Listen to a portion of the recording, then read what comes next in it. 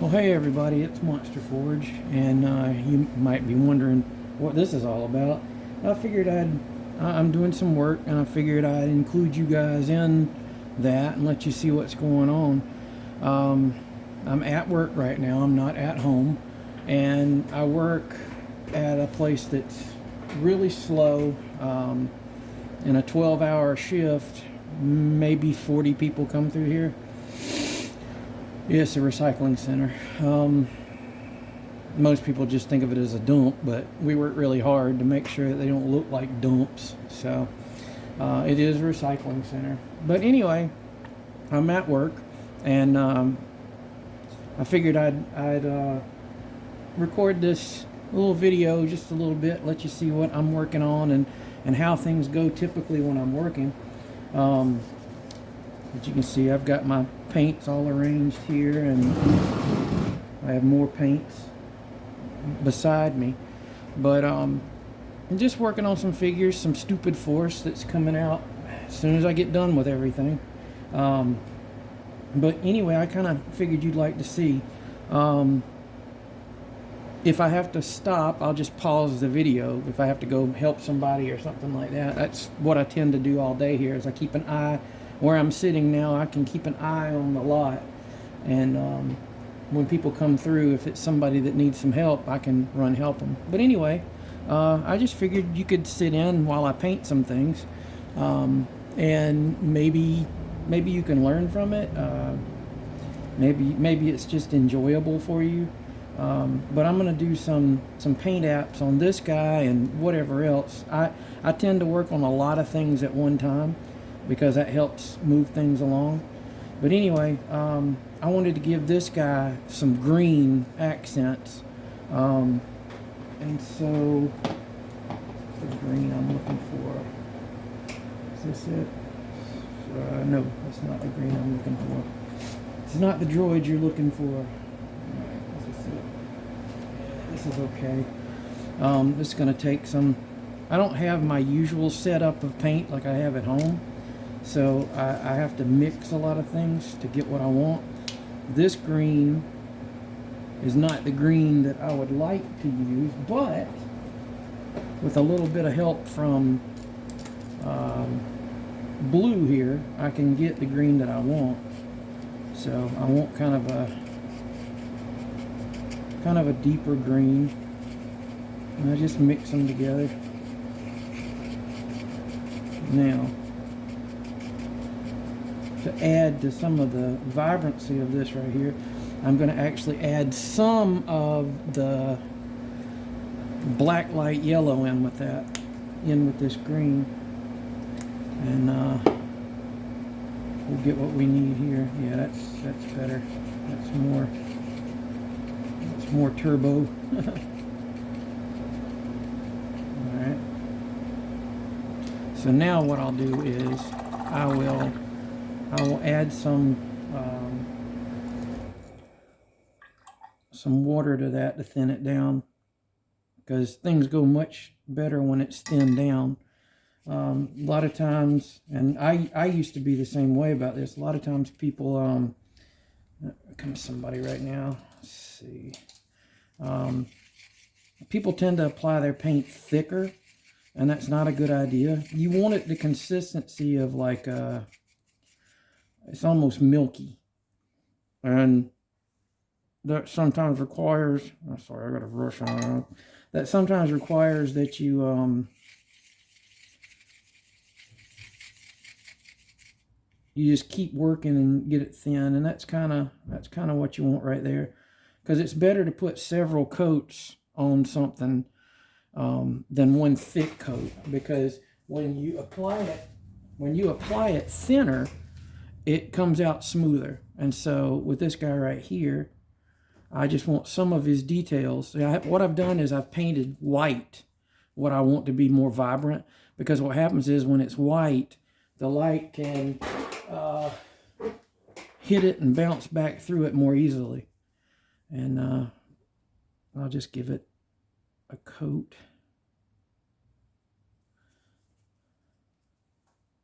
Like that. And it doesn't have to be It doesn't have to be perfect, because what I'm going to do later on is come back and do some cleanup on it. And that's not even the brush I wanted to use. I'm discombobulated. Some of the suit details on this guy I want to be green.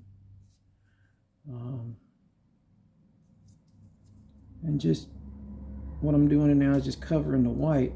And if I had applied this just to the surface that was dark,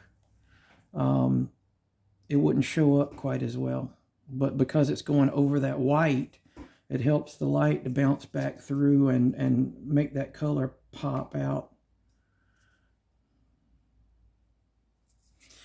And some of the white that I applied it a little bit sloppily, and I'll go back in and clean it up.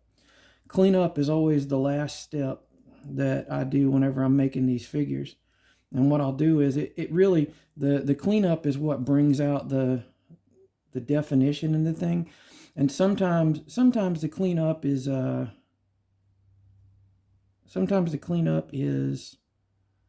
done with a wash to bring out the definition. Sometimes I just use black, or I pick a color that's closer to the and see, here's another thing. When paint's wet, you can wipe it off, but with acrylic, you don't always, I mean, yeah, you have a certain amount of time.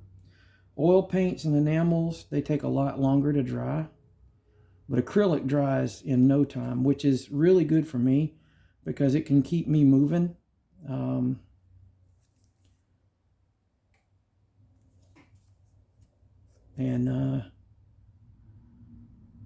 I can paint one application of paint on one figure and then move on to another application on another figure. So I tend to move around like that. Let's see. Now I don't want all of these details on this to be green, just certain ones, like these things here on this arm and on this arm. And that's it for that particular green that I want to put on. Now, I'm working on, I said several things at one time. This guy right here needs a little bit of vibrancy added to the red on him there. I want it to pop a little bit more. So what I've done is I've got some white. It's not in here. Where's my white? There's white. Shaky, shaky, shaky, shaky, shaky, shaky, shaky, shaky, shaky, shaky, shaky. I hope that I have everything on camera.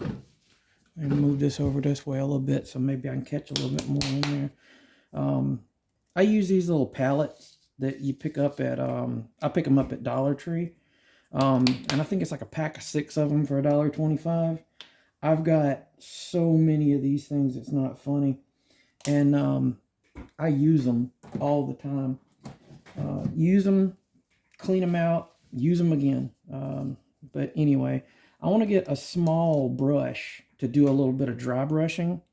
And so it's better when you do dry brushing to do it with a little bit thicker paint. If it's thin down, like I have some thin down white right here. But this is thick. And what happens then with the dry brushing is you get most of the paint out of the bristles. And then let's see, yeah, that's it. You just lightly, and it's only going to pick up the outer edges of what you're doing. Like these nails, I only want the ridge in the middle and maybe the tips of them to be red. And so what I'm doing is I'm using the white to make any of the higher places pop a little bit more. Like if I was just dry brushing it white, it would give it kind of a sandy look. But what I'm doing with this is I'm putting down a lighter surface so that the red pops. Red is translucent. Red paint is translucent. And so you want it to pop. If you put it over a dark surface, it's just going to darken it.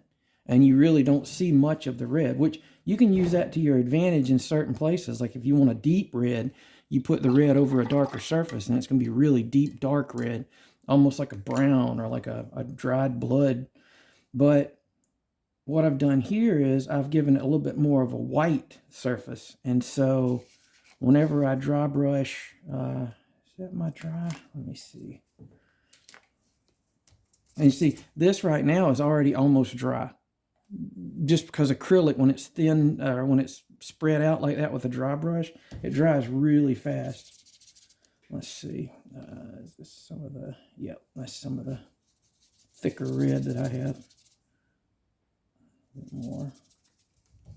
So what I'm going to do now is I'm going to run the red over that white surface and just make it pop a little bit more as red. And you can apply it as thick as you need.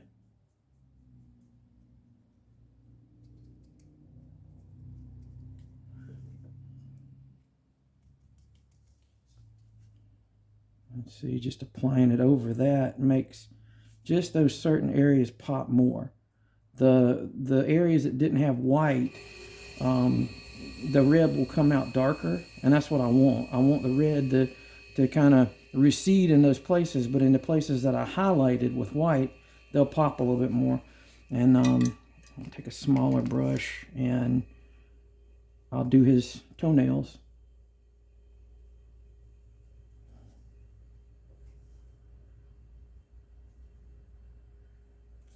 And so those will pop a little bit more.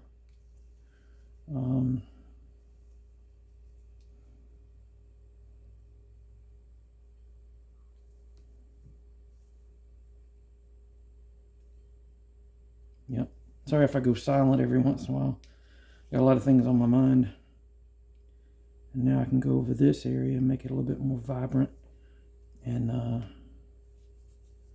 same with these.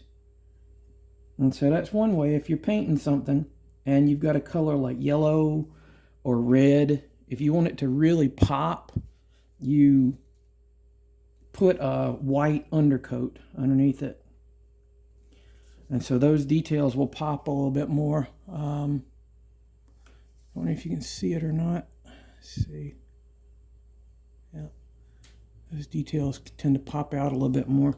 And I'll do that again. I'll make the white a little bit more heavy so that the red will really just come out. Let's see. Now I need to do the same thing with this guy. The reds on him are deep, but I want the certain areas to be lifted out. Okay.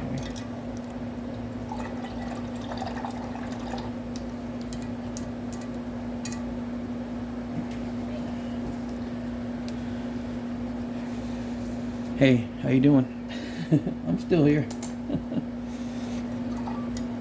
But this is the kind of stuff I do all day when I'm working. All right. What do I want to do right now? Oh yeah, this guy.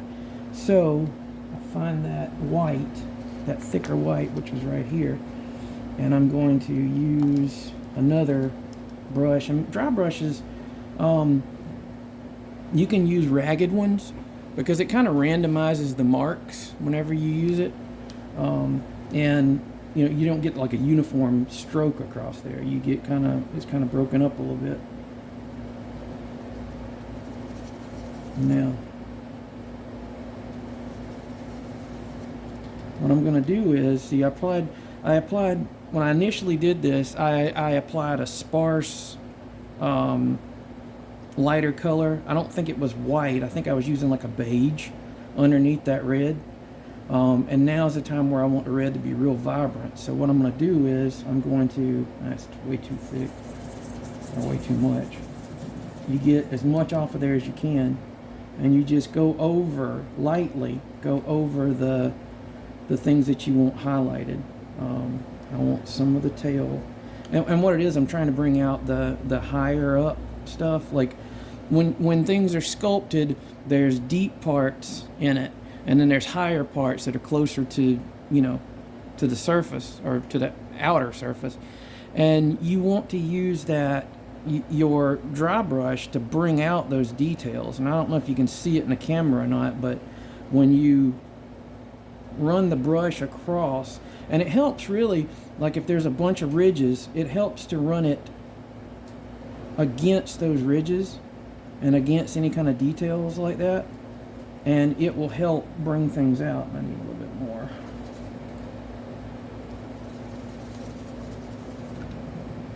Now, like right here, I want these claws to pop a little bit. I want the chest to pop all the way up to the chin.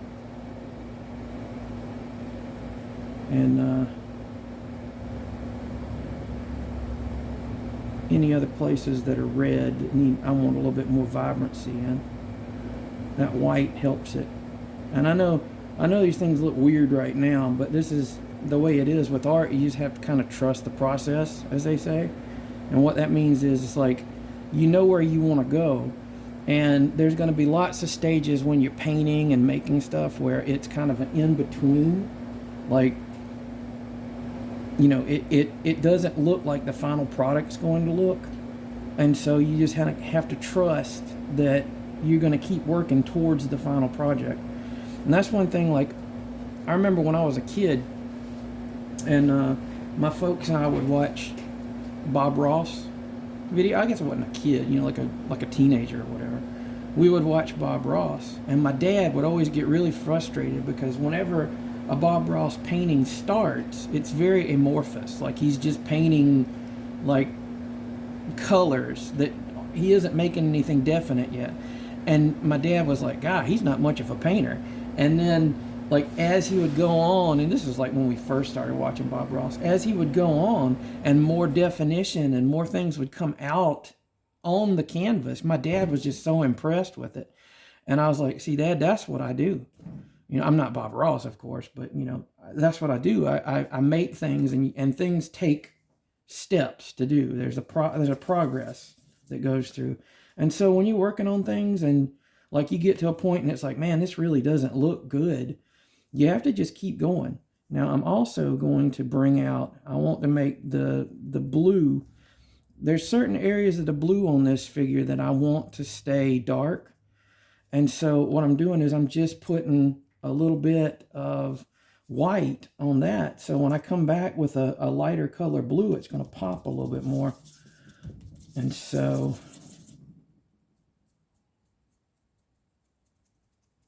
I mainly want the middle part of this tail.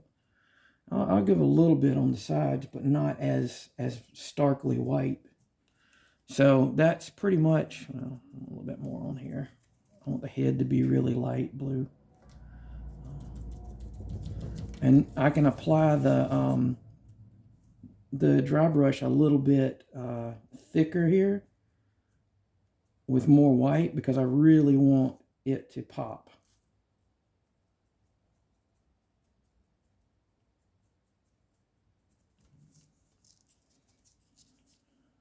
There you go. And so that's an in progress thing, and I'll come back to that. Now what I want to do is I want to do some work on this guy. I wanted to have him like a kind of that classic cosmonaut type color with the orange and the white. I always like that look. But anyway, what I want to do is I want to kind of give that a bit of a wash, and I use, let's see, which one do I want to use? Battle Mud. Battle Mud's a little bit too dark. So I'm going to use this. This is Duncan Rhodes Painting Academy, Too Thin Coats line. This is Archaic Sepia wash. And these paints are really good. I only have a few of his, but I plan on getting some more. But his paints are really good. Duncan Rhodes, you need to, if you're interested in painting, his is a really good channel to take a look at. He used to paint for Games Workshop. That's the company that makes the Warhammer miniatures in the game. And what I'll use is 3 drops of that Battle Mud wash. And here's the thing. As it is, it's a little too, like you can see there, it runs, but it's a little darker than I want. So what I'm going to do is, this is a floor polish that I use, and I put it in here because it comes in a big container, and it is, oh, poop, I can't remember the name of the company right now. I've got the information, and I will put it in the description of the video. But this stuff right here is a godsend, because not only does it is it good for sealing paint jobs, like if you want a glossy finish, this stuff is super glossy. You can use it to tighten loose joints just by putting a little bit of it into the joint and working it a little bit and doing that. You have to do it a couple times, but it builds up a coating on the joint, and then you can make it tighter. Not only those two things, but this stuff is great for thinning down washes and helping them flow better. And I use both this and water. So what I'm going to do is I'm going to add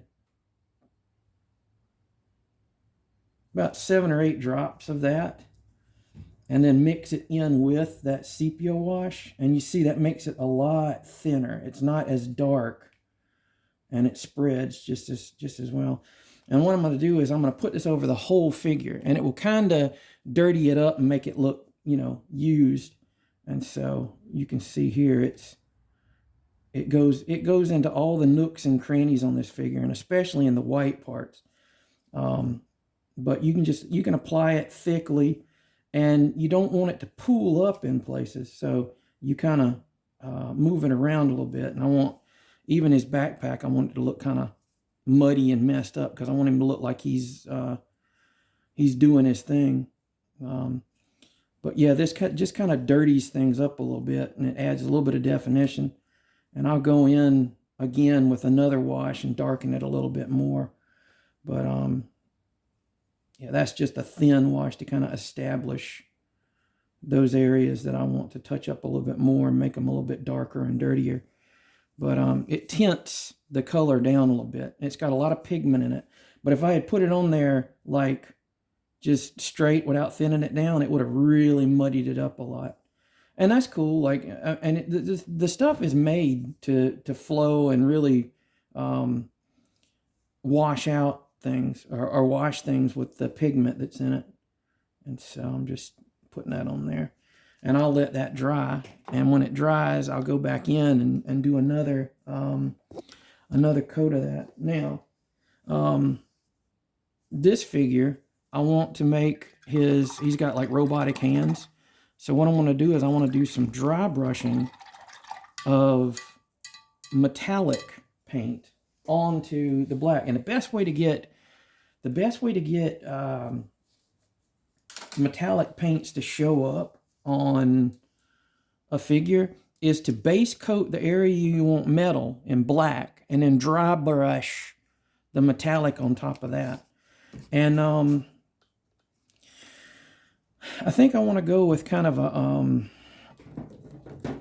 this what is it called, pink tourmaline, I think. I want to use that for his gloves. Gives it sort of a metallic rosy color. And let's see, the metallic paints, they need to be mixed up quite well. Let's see, here's somebody else here. No, he's got it. Okay. I'll give a little bit.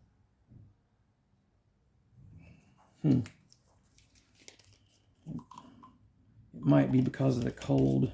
It's no, the hole's working. Just get it all down to the end there, and then there we go. As you can see, this is a kind of a metallic pink color. And one thing I like to do a lot of times, and I did it with this figure right here, that deep blue metallic. I don't know. Oh, of course, I had it off screen the whole time. This dark blue metallic that this guy is, this is actually dry brushed him with silver. He was black, dry brushed him with silver, and then I applied a wash of blue ink over that to really, like, it just it covers, but the silver shows through as metallic, but it makes it look like a cobalt metallic color. So I do that sometimes. I do it with washes, but with this one, I just want to use this this metallic paint, and for that, I'm going to use this brush right here. It has a little bit stronger edge on it. Actually, I want this one. It's a little bit softer there. But you just want to get a little bit. You want to get most of the paint. I keep misplacing my tissue. Or paper. You can get it off on there, and just so you have a little bit. And what you'll do is you just kind of run it back and forth and kind of sporadic across the edges of the parts you want metallic. And you start off doing this just with the lighter, and you keep building up until you get a satisfying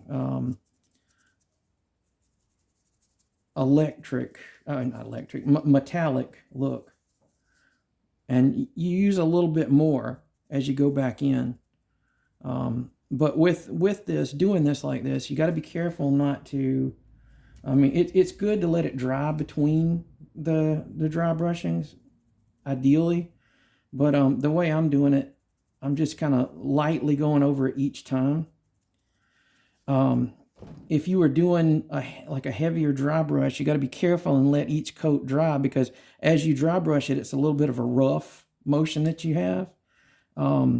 It can tear off a not completely cured coat of paint, so you have to be careful with that. Kind of, practice helps. If you do this kind of stuff a lot, you kind of know what will and what won't work, how far you can push paint, things like that. I want the backpack to be metallic as well. And so the first coat like that, and I don't know if you can see it or not, but it's got a little bit of a metallic sheen to it. And what I can do is I can put another coat of this on it, or I can add like gold on top of that, and it'll really make it pop. But right now I just want to let that cure a little bit. Make sure I get it everywhere I want. A little bit more, a little bit thicker. I don't know if you can see it or not. It's kind of hard sometimes to see, but that's, like I said, that's part of the process. It's just building up, and you're doing this gradually. I tend to move kind of fast. That's just how I am. That's the way I've always been. But anyway, I'll let him dry for a bit here at the window. Oh yeah, I want to add a little bit of a lighter green to this one guy that I'm working on right now. This little ugly dude right here. I want his forehead and his eyebrows and the lips and all, I want them to be a little bit lighter green, and I also want it to be black light reactive. This guy has got a lot of black light stuff, and I don't know. I don't know if I can get it to show. I don't know if I can get it to show up or not, but oh, here it is. With the light on, I don't know if you can see it or not, but a little bit. See, that's a black light on that, and it makes those details glow. And I want the forehead to be that way too. So the easiest way to get fluorescent, or like these, like they make these glow in black light colors, like this, the neon black light, neon green glows with black light. You have to put it on a little bit thicker. But what really helps, like if you put down a little bit of white first, that's kind of, I guess the theme of today is put down a little bit of white and make the colors bounce out. So that's what I'm going to do. I'm going to take some of this white, and I'm going to get most of it off of my brush, using a paper towel. And then I'm going to, first of all, lightly just kind of brush it and just let it barely touch. And you you actually usually can't really see it at first. It just kind of has to build up with different coats. And so what I'm going to do is, and I'm trying to make sure that these recesses stay dark, because what's going on there is there's that neon paint for red is inside of those sockets, but it's dark. Look, it looks dark, but when the black light hits it, it makes it really look like it's glowing even more. And so I'm brushing down whenever I come across those details. And that right there it's already dry to the touch, where I did that light colored dry brush. Now I'm gonna do a little bit thicker, and you'll probably be able to see it more. But yeah, I'm working downward like that, and I just want it over the lips and all. And I'll put one more. This will be dry in a second, but I'm gonna put a little bit thicker dry brush on it right here, just to the areas I want to be really, really bright green. And once again, running it down, because I don't want to interfere with any of these deep dark places. I want those to stay deep and dark, so I can hit the cheekbone a little bit. But yeah, that's white right there. And like I said, whenever I after it dries, I'll go back in with the green and really make it pop. So maybe I'll show that later on.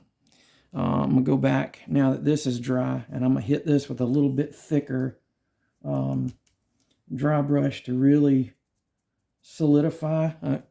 Yep, you can't even see, to solidify that white on there that I want to be really, really bright, like that.